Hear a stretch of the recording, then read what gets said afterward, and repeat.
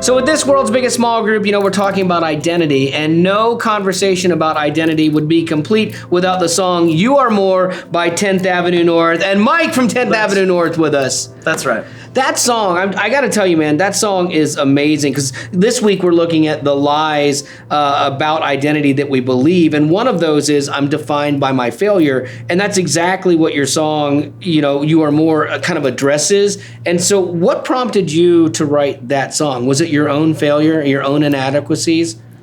If I can make you cry a little, that'd be fantastic. Just open up. Let's get to it. Honestly, John Foreman of Switchfoot. Yes. I heard him liken songwriting to the way an oyster makes a pearl.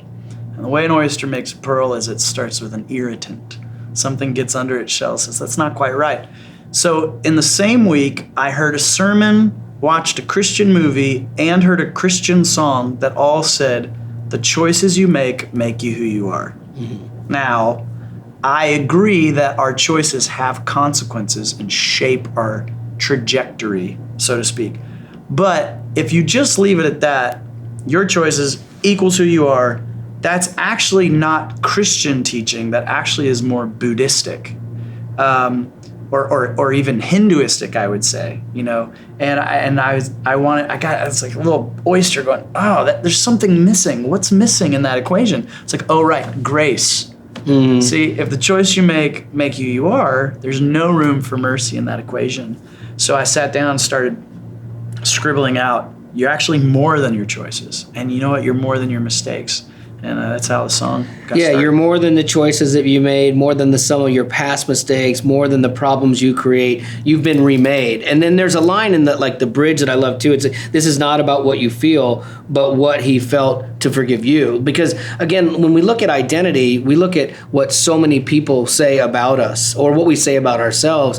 But it's so important to look at what God says about us and who we are in him. Yeah, and I would say not even who we are, but whose we are. And not even what story are we living, but whose story are we in. I think the biggest relief for me when I'm obsessing about myself is to realize that I'm not my own, and it's not my story. I'm his, and I was written into his story. And that kind of takes the pressure off. Oh, for sure, because then you can be a total knucklehead. Yeah, and it allows me, I've made mistakes, but I'm just a part in this story. And any good story, you can have a total knucklehead who still comes through and, brings something very valuable to the story. Well, if you look at your life, I'm curious, as an artist, have you ever written a song that you wanted the world to hear? And you're like, this is the best thing I've ever penned. It's going to be amazing. And then it comes out for consumption and then it doesn't do well. I would imagine you take that personally as failure, I would think, if you've ever done that. I don't know if you have. Almost every song I've ever written, with a few exceptions. You're like, here's my bleeding heart and all my struggles. Oh, you hate that? Okay, that's fine. That's failure. Fine. I'll just do it again. So, and You Are More was very rewarding because that was one of the few songs that I remember writing it.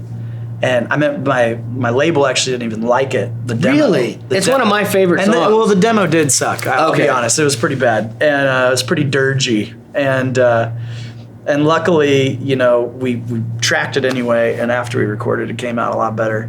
But I remember being so excited to sing that over people. And I remember we were on this big tour.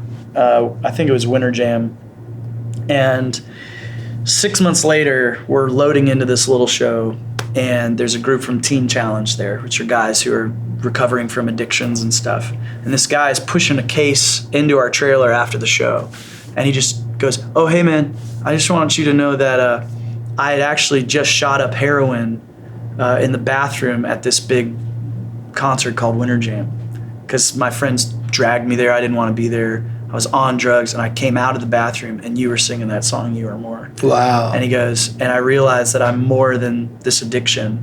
And so I entered myself into Teen Challenge the next day, and here I am 6 months later loading in the case, or, moving cases for your show. Just want to say thanks for that song. And they just went back to what he was doing. And I was going, okay, yeah, all right, let's go cry. That's such a cool full circle moment. And there's something powerful and palpable when people come to the realization that you are not defined by your past mistakes. 'Cause too many times that's how we label people, is by our mistakes. And so when you get to that point and you realize that there's a God that forgives you of all of that and wipes it away, it's powerful, man. Yeah, and you have to start with a name. I mean, it's interesting in Scripture, names are so important, and people live out this identity of who they believe they are, who they're called themselves. And I remember when I was in 7th grade, this might come as a great shock to you, but I was sent to the principal's office 42 times my 7th grade year. That's pretty amazing. And if it weren't for my middle school principal, I remember one time he actually caught me with my arm up the candy machine. You know how you could steal the candy from the bottom? And what you doing, Mike? He walked in. Well, this is a credit to how he treated me. Now, every other teacher had labeled me troublemaker. Every other teacher had labeled me lost cause. So you would expect when Randy Brunk, my principal, catches me in the act, he'd be like, "See, you little delinquent, this is just who I knew you are." You know what he says? He says, "Mike, you're telling me your integrity is worth 50 cents. Oh, wow. You know, I always thought it was worth more than that." And then he walked out. So he didn't bust you. Didn't bust me, just let me stew with it. And he lived out, you know, that old quote says, treat a man as he is, and he'll remain that man. But treat a man as the man that he could be, that he should be, and he'll become that better man. And that was the first glimpse I got of, hey, this name tag of, you know, troublemaker, I'm more than that.